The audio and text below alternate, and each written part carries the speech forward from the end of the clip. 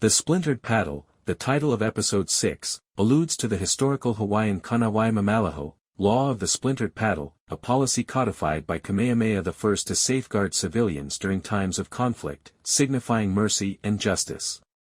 This means the show will tackle the contradiction between war's cruelty and the yearning for a just society, with the new guns likely intensifying this conflict. A significant change in the series' portrayal of Hawaiian fighting occurs when firearms are introduced in Episode 5 as part of Kaʻiana's ammunition hoard. Historically, Hawaiian chiefs were first exposed to muskets and cannons by European traders, British, French, and American, in the late 18th century, which changed the use of spears, clubs, and slings in traditional fighting.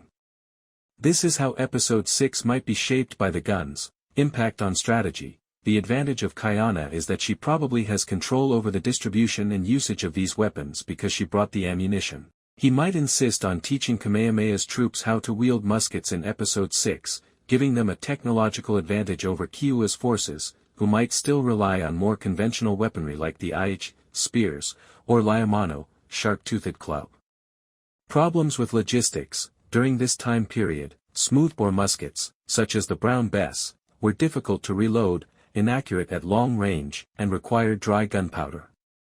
The episode might show the Hawaiians battling these restrictions, including supply shortages or misfires, which would give drama to their adoption of this new technology. Cultural and ethical conflicts, traditional versus modern. Hawaiian cultural authenticity is emphasized in the series through respect for traditional traditions and lelo Hawaii conversation. As alien implements, the guns can cause the characters to quarrel. Forward-thinking warriors like Kaʻiana may view them as essential to success, but traditionalist alii or kupuohi may worry that they upset the spiritual and cultural equilibrium of combat. Kamehameha's leadership, the splintered paddle, alludes to Kamehameha's dedication to defending his people during times of conflict. He might disagree with Kaʻiana's practical viewpoint and question the use of firearms if they result in excessive carnage. This might widen the gap where Kaʻiana questions Kamehameha's leadership, as suggested in the synopsis. Keoua's reaction.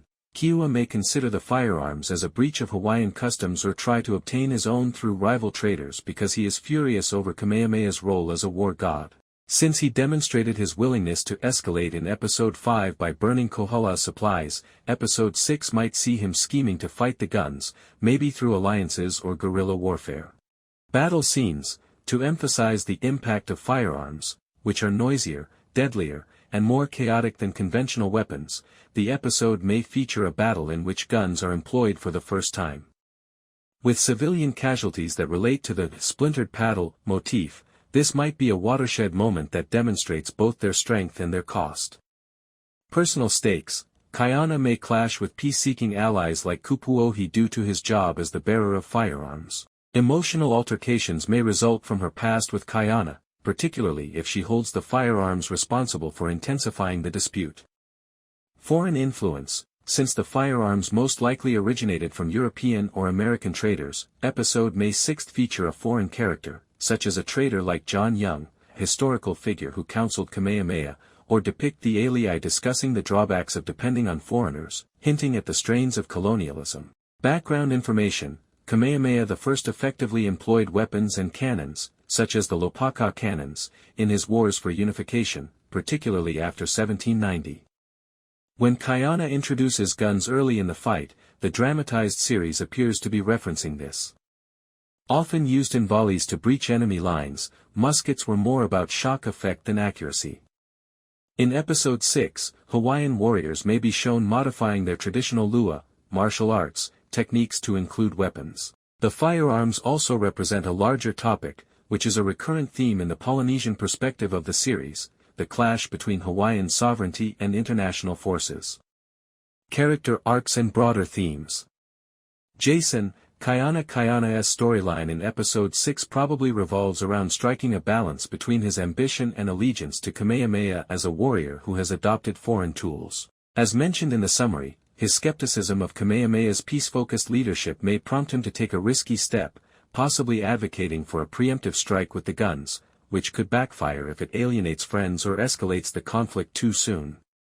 Lucienne Buchanan, Kupuohi. She is in a vulnerable position because of her wish for peace, which is linked to the splintered paddle ideal. Her attempts to arbitrate between Kamehameha and Kaʻiana may be thwarted by the presence of the firearms. As the war god, Kamehameha, Te Ao'o Hainapiinga, is under pressure to preserve Hawaiian ideals while bringing the islands together. Although the guns provide a means of winning, they run the risk of betraying his values, particularly if their usage injures civilians. He may be seen struggling with this in the episode, possibly alluding to the actual event in which he created the law of the splintered paddle after saving fishermen. Kiwa, Cliff Curtis Keoua is introduced as a volatile enemy in episode 5 due to his anger. He might use the mayhem brought on by the guns in episode 6 to mobilize opposition to Kamehameha by portraying him as a puppet of outside forces. He might use conventional warfare as part of his plan to offset the advantages of weapons. Will the guns change the balance of power? Kamehameha's side has an advantage because to Kaʻiana's ammo, but their lack of guns expertise could result in errors, such as an unsuccessful attack or unintentional casualties, putting the splintered paddle theory to the test. How would Kupuohi handle the situation when it escalates? The devastating power of the cannons could drive her to take a stand, possibly jeopardizing her position or connections, even while her peace attempts might involve appealing to Kamehameha's wisdom or Kaʻiana's allegiance.